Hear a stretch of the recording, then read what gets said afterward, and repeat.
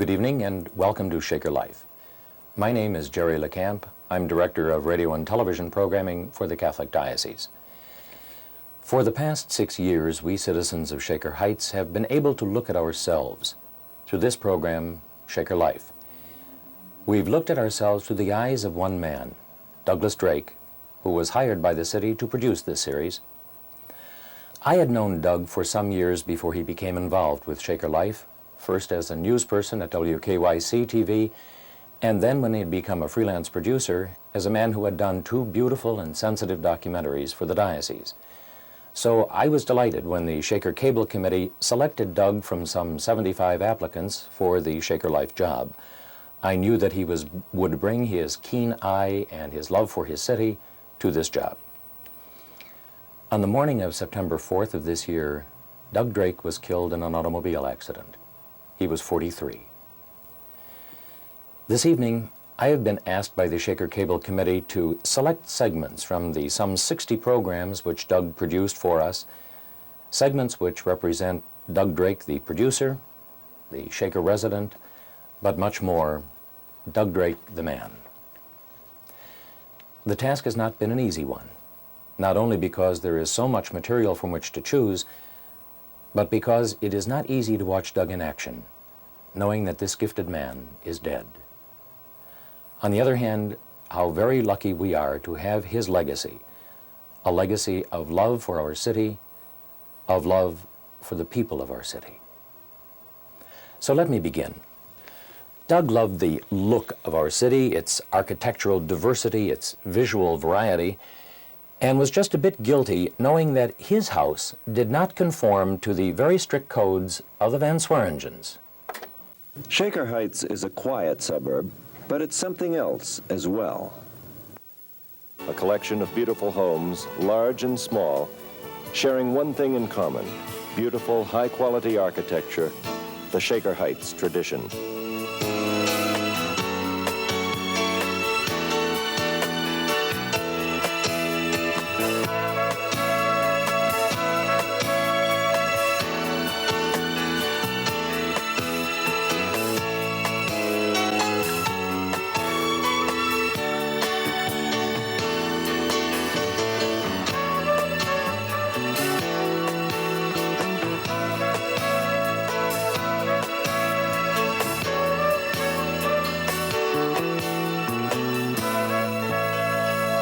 Well-planned house and garden universally appeal.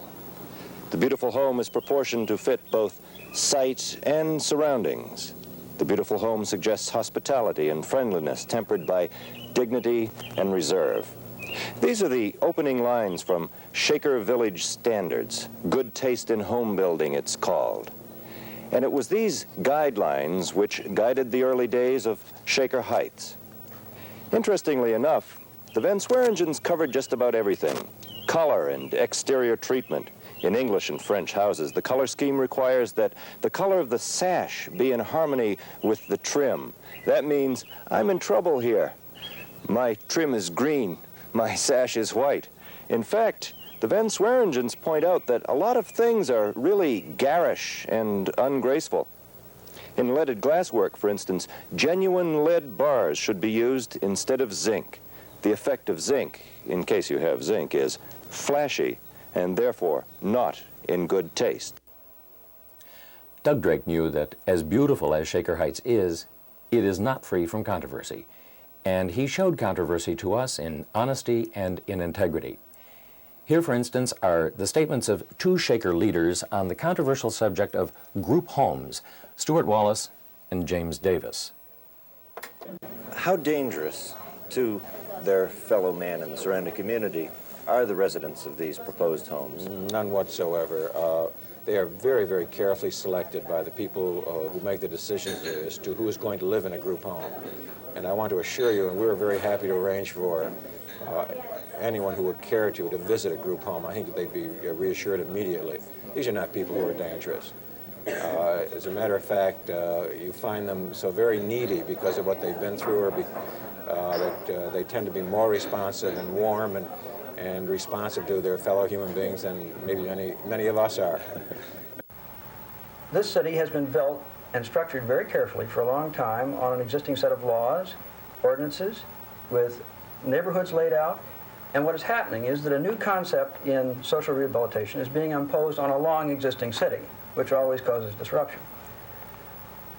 There is great concern that people who have invested their life savings in homes, in neighborhoods, and have a perception about them and a pride in these neighborhoods are going to see the rules changed in mid-game.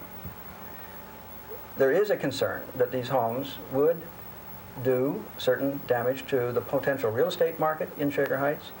These homes, as they are conceived, will call for probably certain changes in the interiors of the buildings. They will call for changes in parking.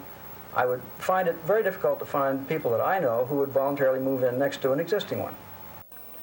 Another subject which disturbs us as Shaker parents and neighbors is the problem of drugs and alcohol abuse among our kids.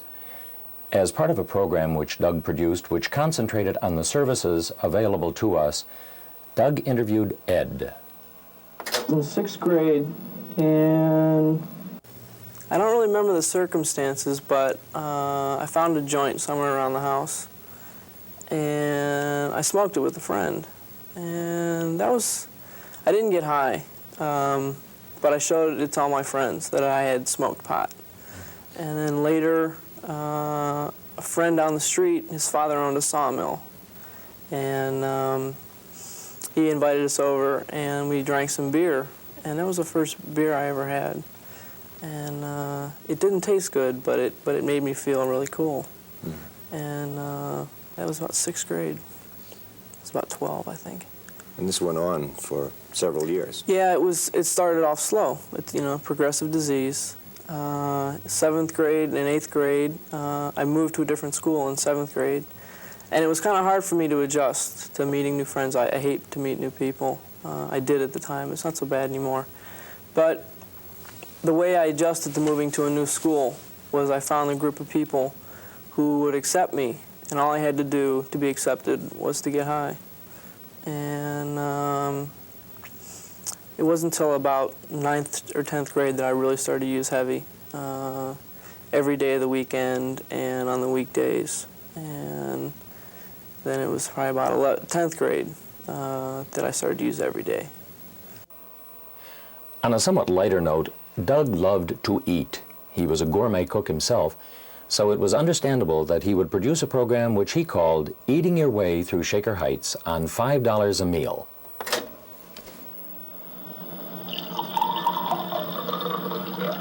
Shaker Heights may not have the most renowned restaurants in the area, no Holiday Magazine 5-star awards, no one listed in the Guide Michelin. But eating can be an adventure in Shaker Heights, a lot of fun. Tonight we answer the question, can you eat your way through Shaker Heights on $5 a meal? Okay, 呢個下冬菇，呢個辣椒牛，火腿炒飯，蝦炒飯，芥炒黃公紅芥，外賣。我來就等你外賣㗎嘛。Yeah，有外賣。Okay。紅講芥，蝦炒飯，你都唔聽工。Okay。Okay。Yeah。All right. One order of shrimp fried rice, one order of chicken chop suey, and 1 pint of beef fried rice.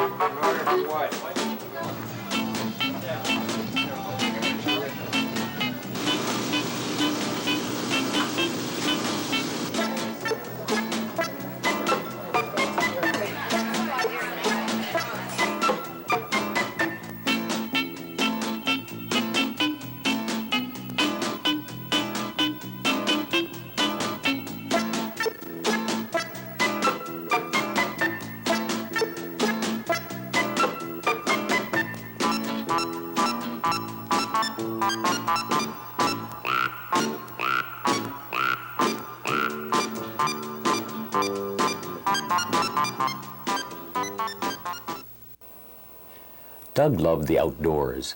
He was a fine sailor and scuba diver, so it was not untypical that he would do several programs on the Shaker Lakes Nature Center. He asked Rich Horton, the Nature Center's director, to take us on a tour of the new All People's Walk. Here's part of that tour.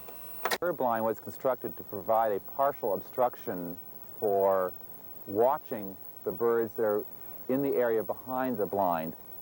The slotting below, middle, and upper is for people sitting in a wheelchair or children, shorter adults, and then taller adults, with the other railings partially obstructing their view from the birds, so that the birds don't see the people. You can stand quietly behind the structure then and watch the birds that are out in the marsh area. As I've indicated, Doug loved his leisure time and wanted to encourage his Shaker Life friends to learn about the services of our rec department and make use of them. He did programs on Thornton Park during the summer and during the winter, too.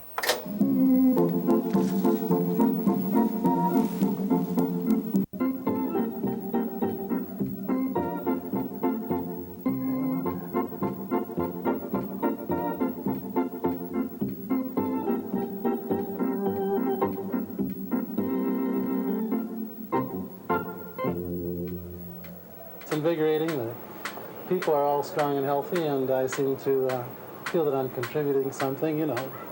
They all look good and they all feel good. And, They all have a lot of fun, don't they? oh, yeah, real nice. Nice group of people.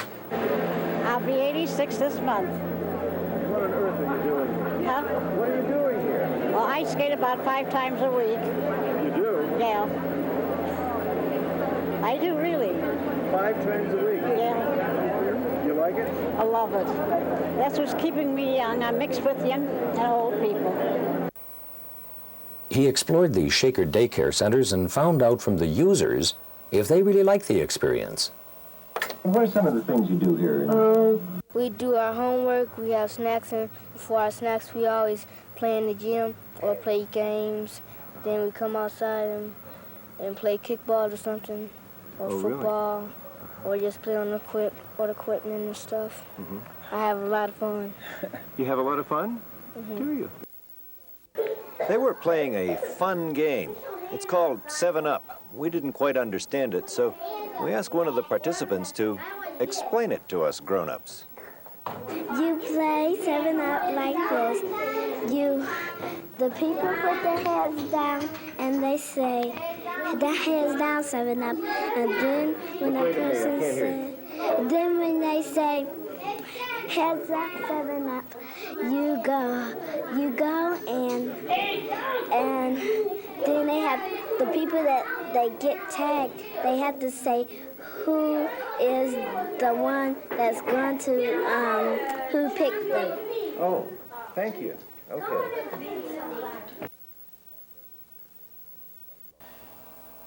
That clip reminds me how much Doug loved kids and how much they loved him. More than any other subject, Doug showed us our schools, sometimes with their problems, but mostly with their successes. One exciting extracurricular activity was held last weekend at Byron Junior High School, the Young Authors Conference. That's where the students got to bring those stories that they had written, and they also got to meet a famous children's writer, Beverly Cleary. The event started when Mrs. Cleary appeared at the Bertram Woods Branch Library to autograph books.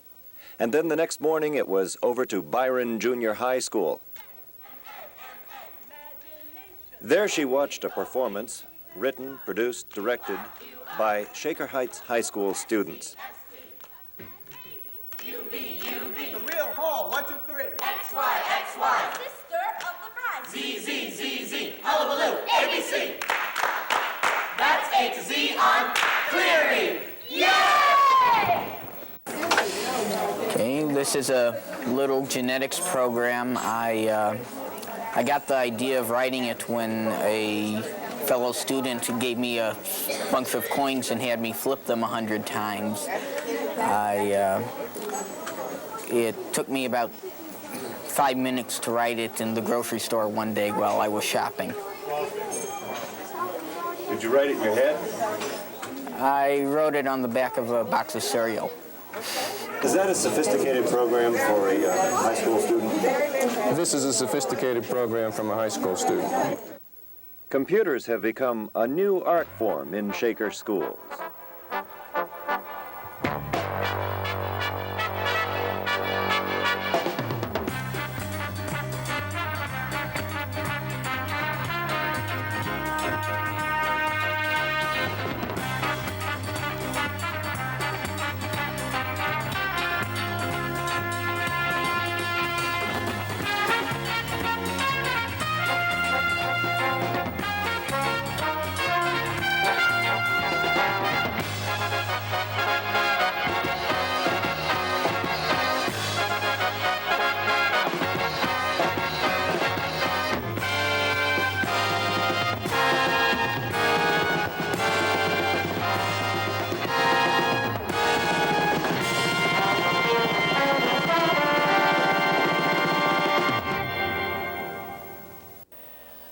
Doug had another love when it came to the citizens of Shaker Heights, our seniors.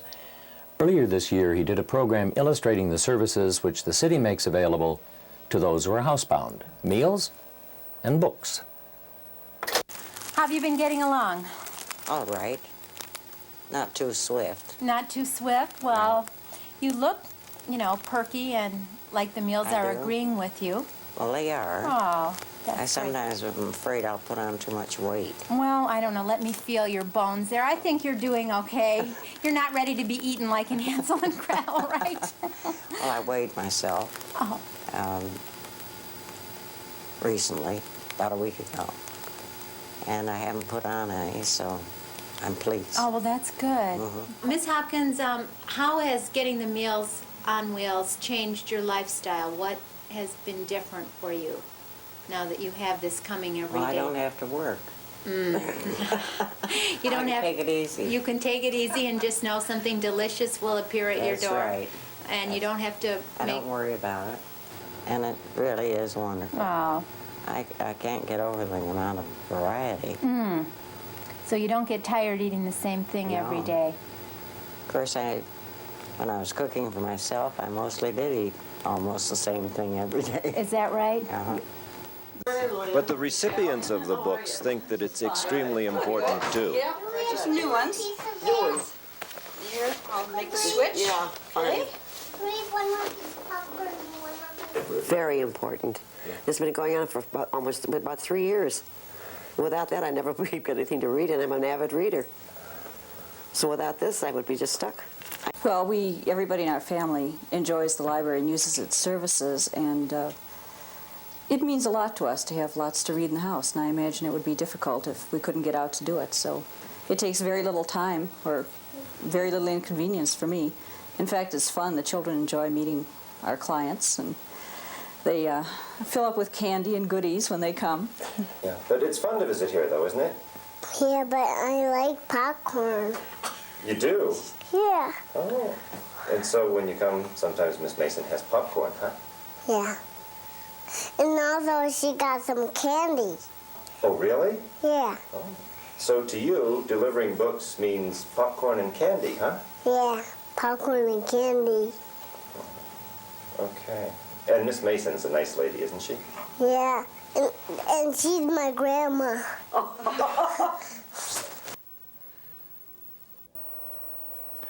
One of the very earliest programs Doug did in the Shaker Life series featured the paramedics in the city. I think this show was probably shot on Super 8 film. Here are the paramedics in action.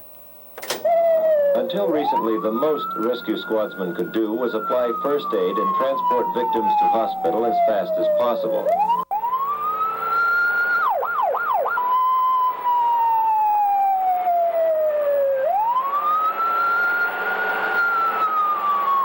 But now the fire department has trained paramedics in the rescue squad. They can help diagnose heart attacks and can give medication which potentially can save many lives which might previously have been lost. All this is made possible by the new radio telemetry unit through which squad members can communicate directly with the hospital and an emergency room physician.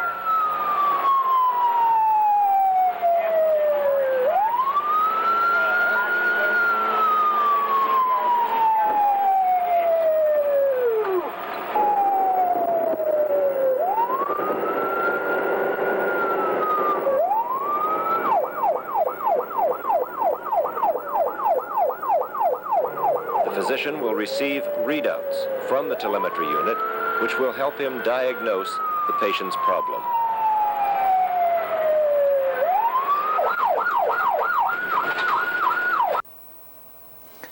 Let me interrupt this journey through Shaker Life to tell you, in case you joined the program in progress, that my name is Jerry LeCamp of the Catholic Radio and Television Center, and this is a program taking a look at the 6 years of programming which Douglas Drake did for Shaker Life, our community program. Doug was killed in an auto accident on September 4th. One of the most ambitious programs which Doug did looked at justice in Shaker Heights. With the cooperation of everyone at the Lee Road Police Station, Doug dramatized his own arrest for stealing a car.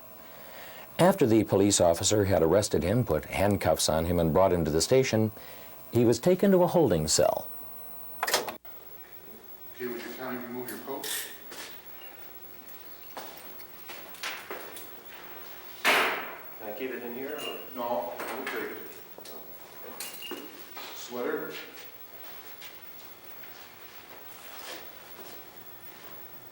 Belt?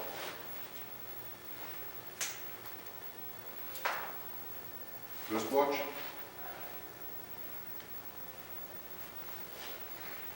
Would you kindly go against the wall, please? Hands against the wall.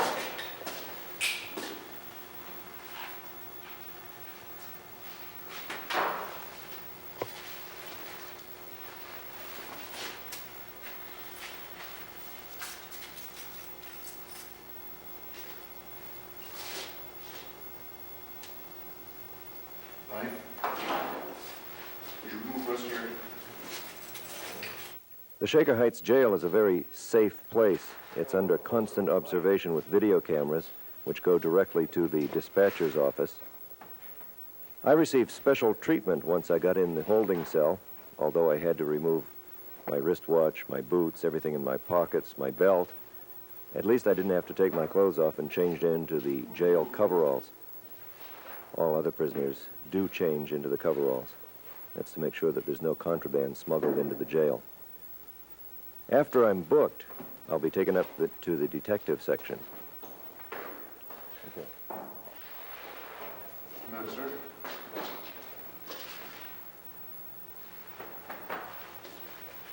Okay.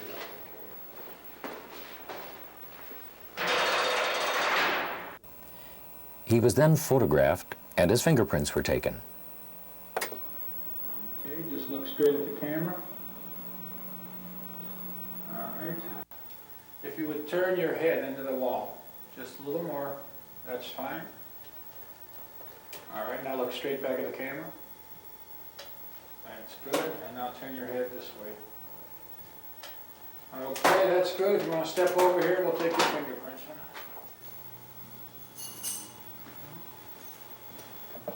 Right hand.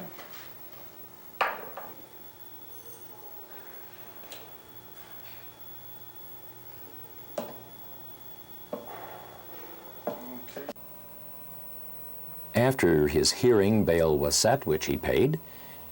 Doug commented then on this dramatization. Well, we made bond, and they gave me back my gloves and my boots, my sweater.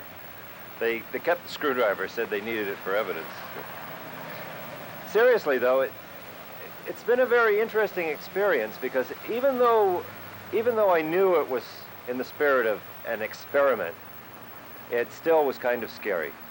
The sensation of having your hands behind you in handcuffs and trying to get out of the car, a simple little act like that becomes something difficult. And all the doors are locked. I guess really what it is a loss of control of your own destiny.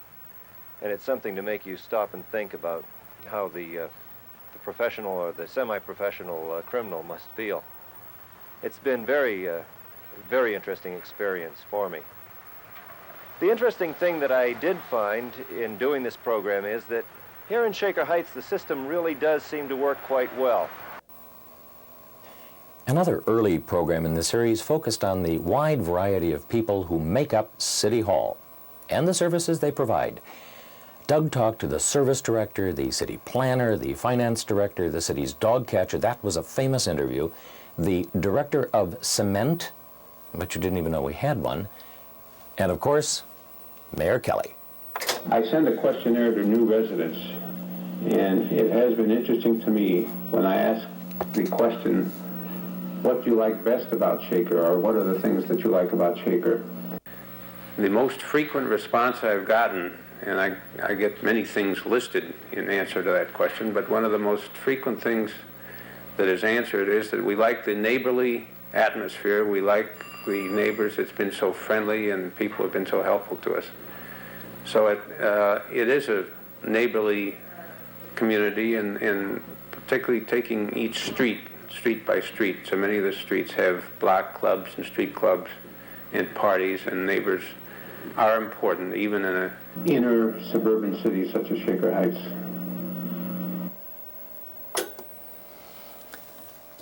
A single half hour cannot possibly do justice to all that Doug brought to us with his caring and his gentle understanding. I'm pleased to tell you that early next year, all of Doug's programs will be available for circulation on both beta and VHS formats from the library. Yes, I must tell you, and I must tell myself, that Doug Drake is dead. But we must also affirm the fact that his gift lives on. His gift of allowing us to see ourselves through his eyes, through a man who lived life fully and who loved life fully. Shaker Life will continue, but tonight, for the last time, we will see that all credit for this and 60 other programs belongs to my friend and our neighbor, Doug Drake. And as he said at the end of every program, thanks for watching Shaker Life.